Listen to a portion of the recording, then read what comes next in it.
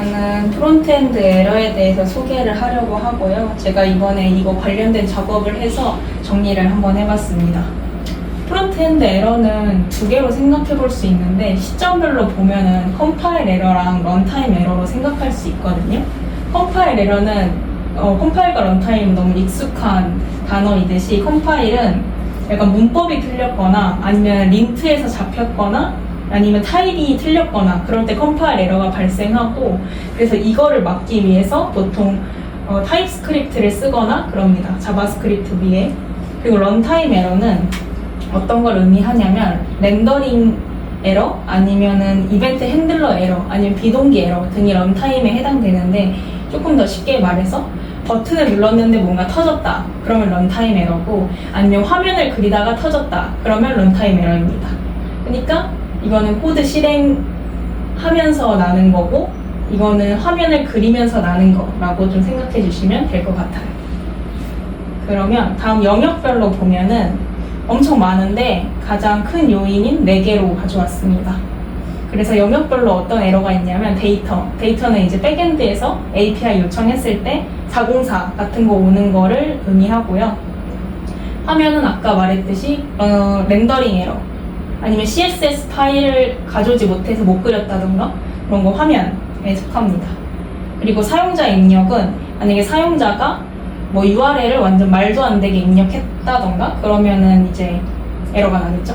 그래서 사용자 입력이 있고, 외부 환경은 브라우저가 엄청 많잖아요. 그래서 그거 호환성이 안 될 때 그게 외부 환경이고, 아니면 네트워크가 너무 안 좋아서 브라우저가 안 그려질 때, 아니면은 CPU가 안 좋아서 안 그려질 때가 외부 환경에 속합니다. 그래서 에러의 종류는 이렇게 볼 수 있고, 제가 예시를 3개 가져왔는데 하나씩 설명하면서 이해해보면 좋을 것 같습니다. 그래서 이렇게 에러가 발생하면은 이제 프론트엔드에서 대응을 해줘야 되잖아요.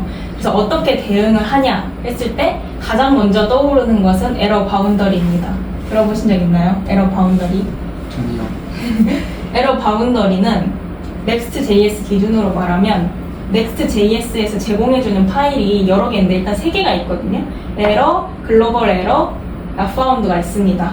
그래서 이렇게 계층 구조를 이렇게 세울 수 있는데, 여기 페이지부터 볼게요. 이게 페이지라는 파일을 만들었어요. 그럼 이 페이지가 열리면 우리한테 페이지가 보여지는 건데, 이 페이지가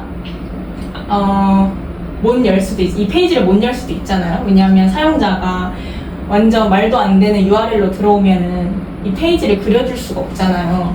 그럼 그럴 때 여기서 notfound라는 파일이 이 파일과 같은 계층에 있으면 이 notfound 파일을 열어서 대신 보여줍니다. 그래서 모르는 URL로 들어와도 내가 페이지를 열어서 오류를 내는 게 아니라 notfound 페이지를 보여주게 되고요. 그 다음에 notfound는 아니야. 완전 이상한 URL로 들어오진 않았어. 근데 뭔가 에러가 발생했어. 뭐 렌더링을 뭔가 화면을 그리다가 발생했던가, 아니면 뭐 백엔드에서 API를 넘겨줬는데 그게 터져가지고 뭐 발생했던 거. 예를 들어서 백엔드에서는 CMP name이라는 필드를 줬는데 거기에 CMP name.name 이렇게 썼어야 됐는데 내가 실수로 CMP name.mp 뭐 이런 식으로 썼어요. 그러면은 없는 값이 되니까 터지잖아요. 그러면 이 페이지를 그릴 수가 없게 되는데, 그거를 이제 여기 상위 계층인 에러 파일이 막아줍니다. 그러니까 에러가 여기를 감싸고 있는 파일이라고 생각하면 되고, 얘가 커버를 해줘서 여기서 에러가 발생하면은 무조건 이 에러 파일이 커버를 해줍니다. 근데 이 에러보다 더 상위에 있는 파일들도 있을 거예요. 뭐 레이아웃이라던가, 레이아웃은 이 페이지 단위로 뭔가 좀 반복해서 쓰는 걸 이 레이아웃에 넣어놓거든요. 근데 이 레이아웃이 터지면 이 에러는 더 하위에 있기 때문에 이 에러가 커버를 해줄 수가 없거든요. 그래서 완전 최종 보스 느낌으로 글로벌 에러라는 파일이 있습니다.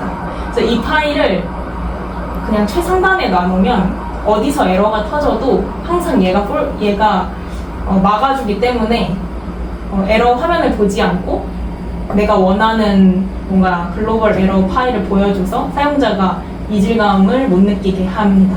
그래서 그거를 에러 바운더리라고 하고, 그런 거를 이렇게 꼼꼼하게 설계를 해놓습니다. 네, 그렇고요. 이거는 Next.js에서 설계해 놓은 대로 뭔가 이 계층별로 에러 바운더리를 설계한 거고, 사실 커스텀 에러 바운더리라고 해서 더 촘촘하게 에러 바운더리를 설계할 수도 있어요. 그러니까 이 페이지 단위 안에서도 되게 코드가 이렇게 여러 개 있을 거잖아요. 근데 만약에 그 페이지 안에 뭐 동영상을 실행하는 부분이 있어. 근데 그 동영상만 항상 말썽이야. 그러면 동영상만 뭔가 대체 이미지를 보여주면 되는데, 그 페이지 되는데 항상 그 페이지 자체를 못 보여주게 되잖아요. 그래서 동영상만 어떻게 막아보자 해서 그 동영상 주변만 이렇게 에러로 감싸는 방법도 있습니다. 이해하시나요? 네.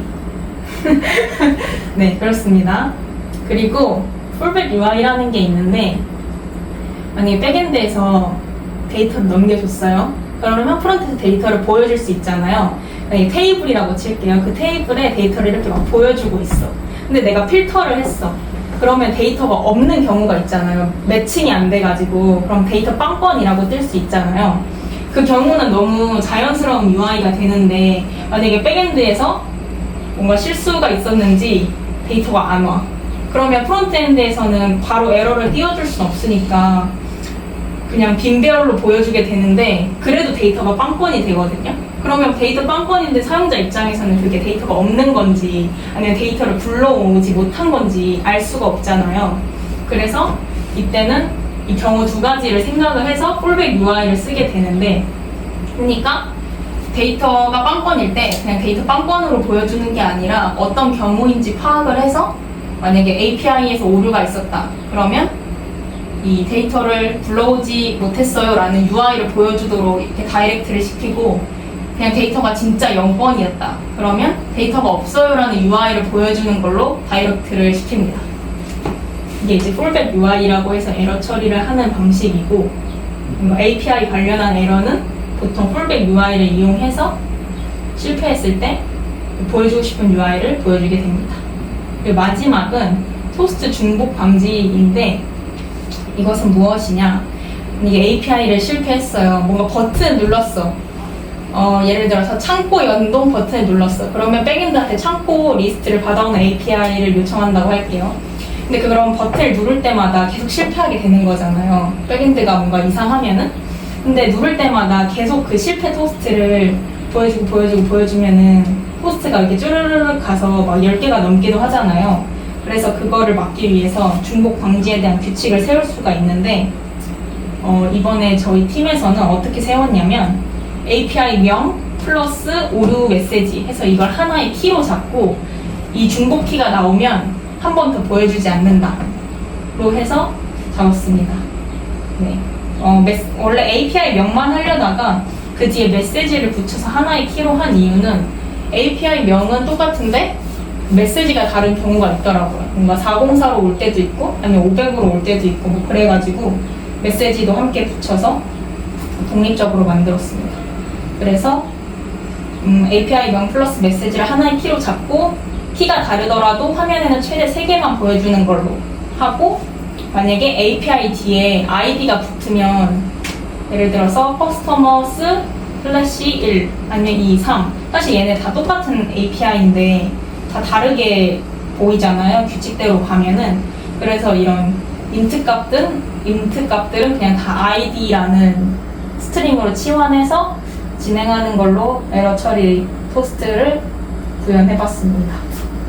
네, 그렇게 해서 프론트엔드 에러에 대해서 간략하게 설명드렸습니다. 감사합니다. 와.